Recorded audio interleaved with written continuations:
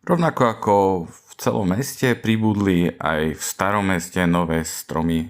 Tie, ktoré vám práve ukážem, sú v lokalite okolo ulice Vojenskej a Škultétyho. Jeden z týchto stromov bol vysadený k Svetovému dňu povedomia o autizme.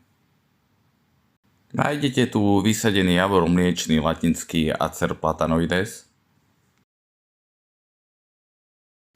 Pribudol aj krikovitý tis obyčajný Taxus baccata.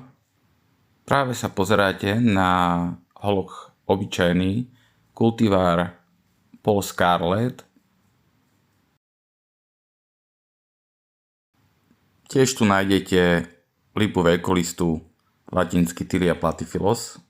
Pribudli tu aj ďalšie zaujímavé stromy a druhy a rôzne kultiváry.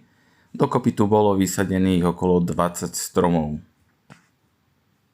Ak sa vám toto video páčilo, nezabudnite ho zdieľať a dať palec hore.